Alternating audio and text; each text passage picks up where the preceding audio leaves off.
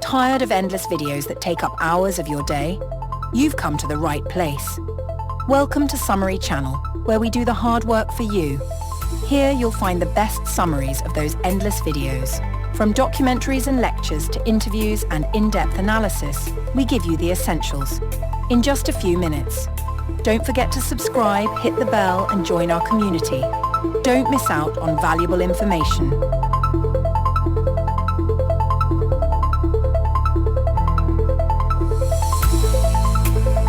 All right, let's dive into a story that I'm willing to bet a lot of you know and love. We're talking about division, about fierce loyalty, and what it really feels like to be on the outside looking in. I mean, talk about an opening line, right? Right there, in that one sentence, we meet our narrator, Ponyboy Curtis. And you immediately get him. It's not just an intro, it's a perfect snapshot of his whole world. A world filled with movies, daydreams, and this constant nagging feeling that he's just a little bit different. So let's talk about Ponyboy's world. It is quite literally a town split right down the middle, and everything is governed by these unspoken rules that everyone just knows. And here's the fundamental split. Greasers versus socks. On one side, you've got the greasers. Ponyboy tells us they're from the east side, they're poorer, a little wilder, and known for that long, greased-up hair. And on the other side, the socks, which is short for socials, of course. They're the west side rich kids who drive Mustangs and Corvairs.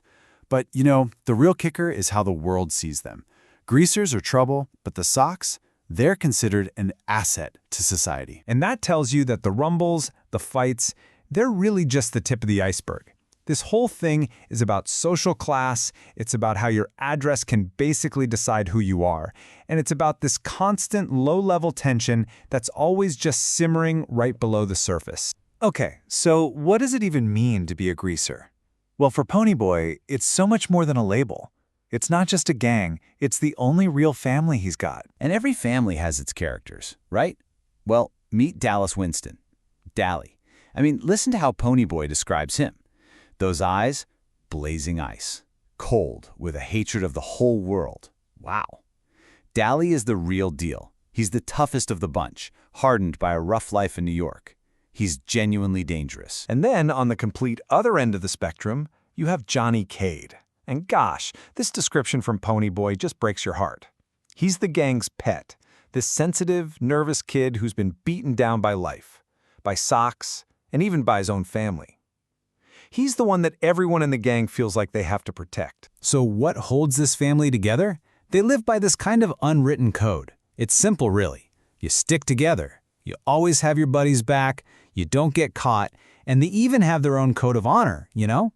A fair fight is just fists. Using blades? That's considered rough. Above all else, you never, ever desert your buddies. That loyalty is everything. But what happens when these two completely separate worlds actually collide? This next part is all about a moment where those really rigid social walls start to show some serious cracks. Okay, so picture this. They're all at a drive-in movie. And Dally, well, he's being Dally. He starts hassling a couple of sock girls, Cherry and Marcia.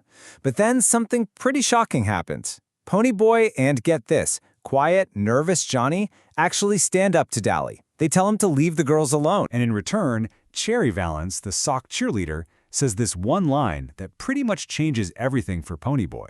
Things are rough all over. Just like that, his whole world gets kind of flipped upside down. He's forced to think, wait a minute, maybe having money and nice cars doesn't make you immune to problems.